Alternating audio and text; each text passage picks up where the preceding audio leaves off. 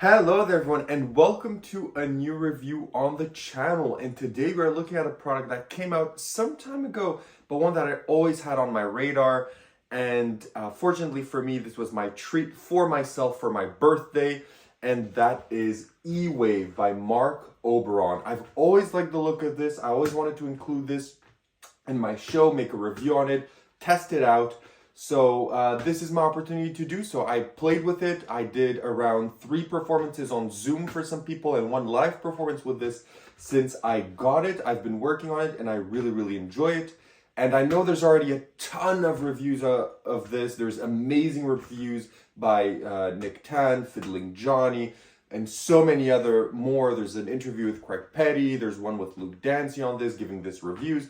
I know there's a lot, but I really want to throw in my 2 cents and tell you why I like this so much and why this may be worth it for you if you forgot this came out. So let's roll the intro and get straight into it.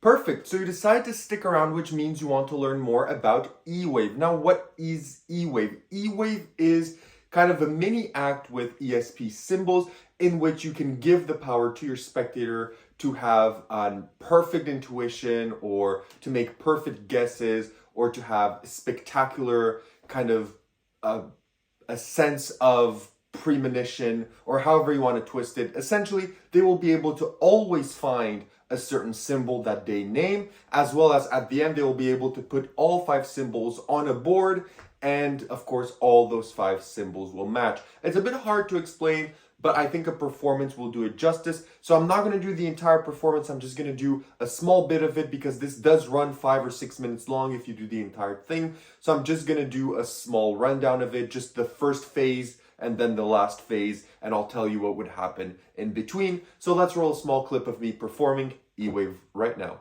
So E-Wave would start off like this. You would have this here on the back somewhere, held up for you, and then you would ask your spectator to name any symbol. Let's say they go for the circle. So you go here, the circle, and you were to remove the circle from the board, right? You then tell them, since you chose the circle, let's go with another symbol as well. Let's go with the star. Now, I'm going to place this here to the side. I won't do anything with it. Normally, it's hanging there. But for the purpose of this, since I can't have anyone hold it for me, we'll do it like that. So you show the symbols, and then you tell your spectator what you're going to do is you're going to mix them up. So you don't want them to know which is which, of course, because that would spoil the surprise. But they chose the circle, so you're just going to mix them up. And you're now going to place these just as so, and you're going to ask your spectator, where do they think is the circle? In position number 1 or in position number 2? And they have a free choice of telling you where it is. Let's say they say in position number 1. So you say in position number 1, you had a free choice, and that is exactly where the circle is, in position number 1. Now we're going to do it again, but let's do it with the star. So now you do the same thing. You give these a mix under the table, just like that, or behind your back, wherever, just so that they don't know which is which. And then you tell them, where is the star? Is it the one in my right hand, or is it the one in my left hand? To make it easier for you, I'll put one hand high and one hand low. And what hand is it? The hand that's high or the hand that's low? Let's say it's in the hand that's low, and you say, exactly there. That's exactly it. You're 2 and 2. But we're going to continue now with another symbol. So then you would proceed to do this with another symbol, and then you would add a 3rd symbol to the mix. You would do the same thing. You would add a 4th and a 5th symbol into the mix, and you would have them guess every single time perfectly where the symbols are. Now, for the purpose of time, I won't be doing that, but we'll be doing the last phase. So, of course, they would have named the other symbols as you go through the routine. And you would have them in your hand, and you could even give them a small shuffle if you want, but that's not very important as of now.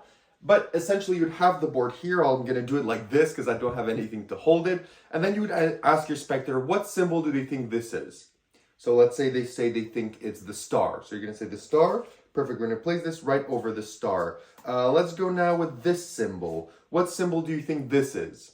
So let's say they go for the circle. You tell them the circle. Perfect. We'll place this right over the circle. Now let's go, we're left here with 3 symbols. Let's go with this one. What symbol do you think this is? Let's say they say the wavy lines. You place it right here. You then tell them, okay, what about this? What symbol is this? Let's say they say the cross. And you place it right here. And then you tell them you're left with 1 symbol, right? Which is the square. And of course, you're left with the square. I don't think your intuition has failed you. But you did have a free choice of where these symbols went, right? You had a free choice of where they went, and you went by intuition. And I think today your intuition was spot on, because you did, in fact, get every single one of the symbols correct.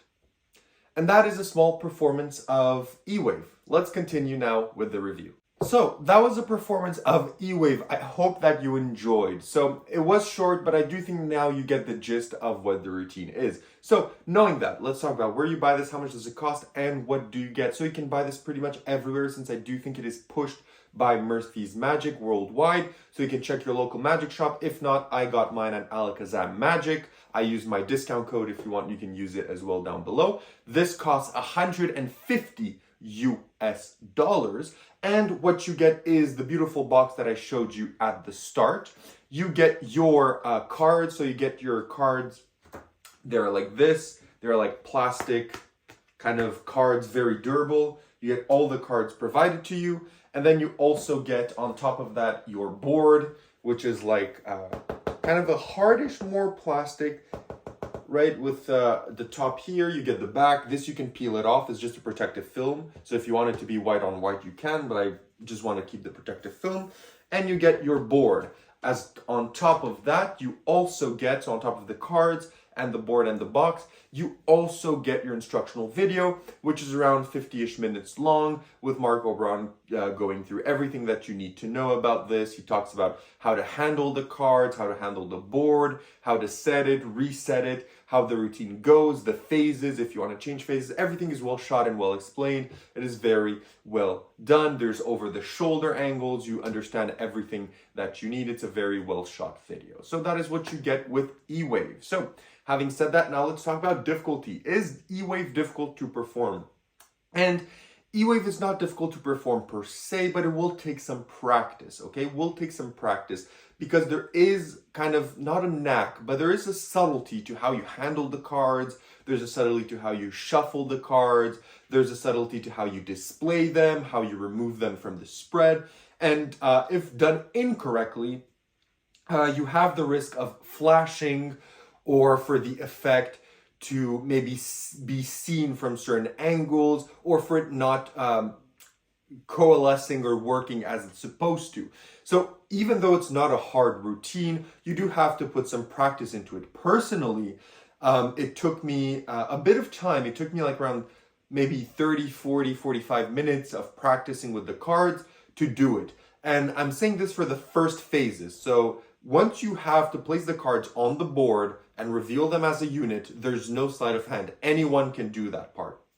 The kind of sleight of hand and movements and practice you have to do is in the first phases that you do with the 2 cards, with the 3 cards, and then the 4 or the 5 cards. So that's where the subtleties and the workings come into play, and that you have to practice. It's not beyond the reach of anyone, but you do have to, to put some work into it to get it fluid and working as you would want.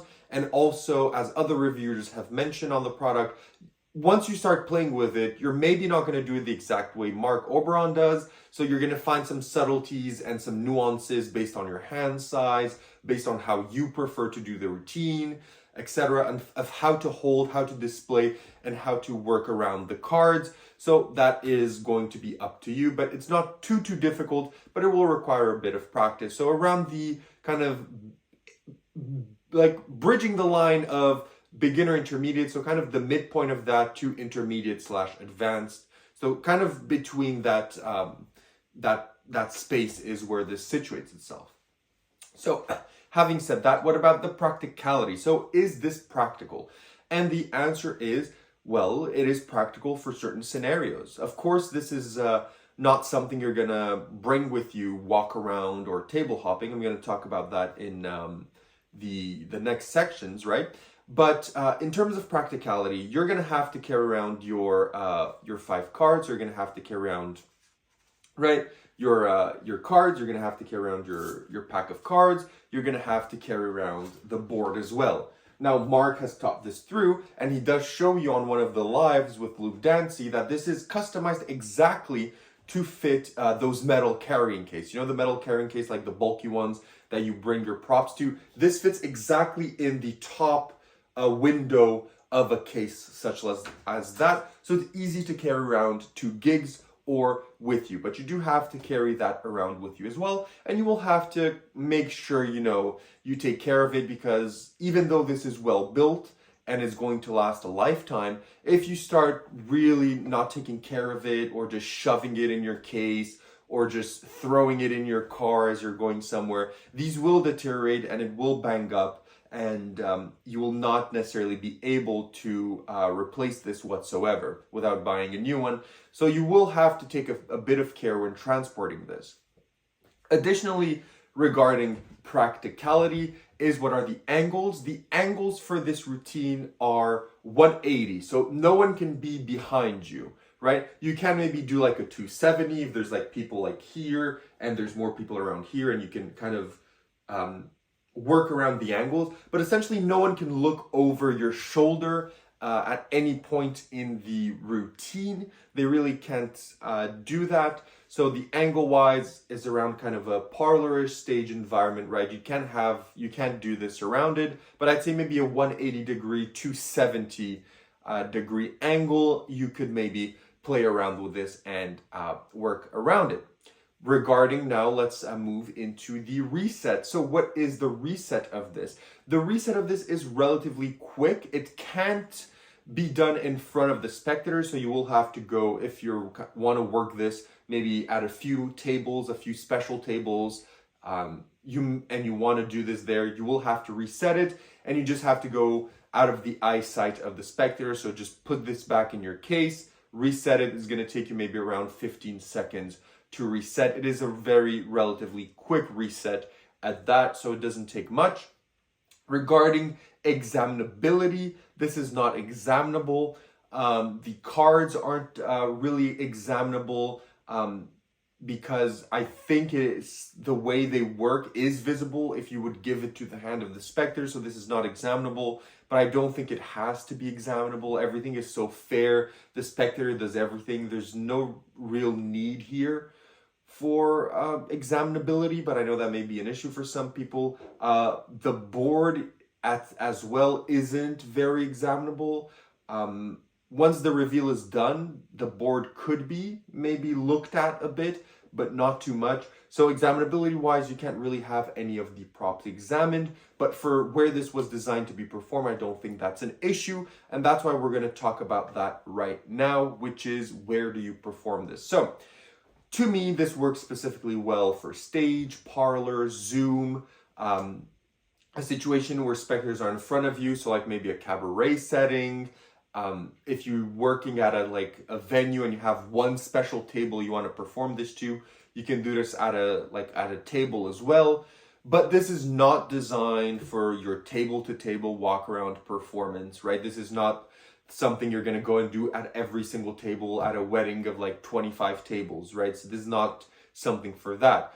So yes, it does play well on stage, parlor, etc., but it also kind of plays well close up. And I know this was a topic of debate when it came out on the forums and videos. There's been responses from Marc, from people on the forums, etc. And the thing is, it's an important definition of what you consider close up. To me, right, the camera is, I would say, maybe 2 or 3 meters away from me right now. And at that distance, I would feel confident performing this routine. I wouldn't have a problem. But for some people, close up is literally like a hand distance away, right? And at a hand's distance away, I do think the spectators may notice something a bit with the cards, but it can still be doable. So even though I don't think this is kind of your workhorse routine, it can still be done close up. And he does tell you that if you want, right, you can go to a close-up event and just use the cards. You don't have to use the board. So if you want, you can just do the routines as I did in the first phase, where you show the two symbols, you mix them up below the table, right? And then you have the spectator go for which one is the cross or which one is the star, and then they get it 100% correct, right? You can use these cards and do them in kind of a table to table. So if you want to perform with just the cards, you can do it table hopping for sure. But if you want to do the full routine, which to me is why I bought this, and to me is why I think people would buy this, right? Because the board revelation is so fair and so clean. I think that just limiting yourself to performing this only close up with the cards does limit you, but you do have the possibility to do that if you so wish. So that's what I have to say about where to perform. So having said this, let's talk about positives and negatives. What are the positives and negatives of E-Wave? So let's go in the negatives first, as always. So what are the negatives of this? The negatives of this is that it is a trick that will require a bit of knack, right? You will have to get used to the cards. You will have to get used to how these operate. And I think for some people it's going to be easier rather than others, but it's nothing too complicated. But I do think that for the first phases, some people may find a bit of difficulty doing some moves, but I don't think it's beyond the reach of anyone with the correct amount of practice. Another negative that I could have for this routine is that in certain scenarios, when you're too close to the spectators, they may notice something with the cards. I did perform one setting that I performed this. It was relatively close. It was like maybe 1.5 meters away from the spectators. And of course, they didn't bother me. But at the end of the performance, you know, as I was going by, one person came to me and said, you know, that was really, really good. I loved it. But those cards are really thick, right? They're a thick bunch of cards. And at that kind of range, maybe some people are going to notice it, right? So you will have to know if you want to perform this really, really close up, to maybe take a few steps back and maybe take care of your angles and things to make sure that people don't really notice the cards and their working. So you will have to keep that in mind. But apart from that, I don't have any negatives to say about this. So let's go into the positives. What are the positives? The cards are very well built. The board is very well built. The instructions are very good. The routine is very, very good. The reveal at the end is probably the cleanest reveal of an ESP match I've ever seen. It is extremely clean. Some people call it way too perfect, but I think that that's what you're striving as sometimes in these routines. And I think that that kind of hits the nail on the head. And just a small anecdote, in another performance I did about this, someone came to me and said, at the end, the spectator that I did this for, and they said, you know, I really loved what you did there. Thank you. I really love that you empowered my intuition and that you gave me that confidence that I can get everything right. Thank you. So yes, it is too perfect, but I think some people will really appreciate that and they're going to take value from this. So I don't think that's an issue. I think it's actually a benefit about this. The routine is also very modular. You can just do 1 phase, 2 phases, 3 phases, however you want it. You can also strip and use just the cards for close-up. You can perform this in relatively a large array of settings, even though there are some caveats, but it is a very good product. So that's all I have to say about E-Wave. Would I recommend E-Wave, and what do I rate it out of 10? Yes, I recommend E-Wave if you are a mentalist, if you perform anything that's kind of parlor, stage, Zoom, cabaret, or kind of a scenario, kind of like the Magic Castle, which is like kind of close up, but not really close up. This will work perfectly. I really, really recommend it to you. And I think you're going to get a kick of this, and you're going to really be performing it at your gigs and your shows. So I would rate E-Wave by Marc Oberon a 9 on 10. I think it is very good, and it's a very nice product, and it deserves the praise it has got. So that is all for me. Thank you so much for watching, liking, and subscribing, and I'll catch everyone in my next review. Make sure to leave a comment if you have any. I'll make sure to answer it. Thank you so much.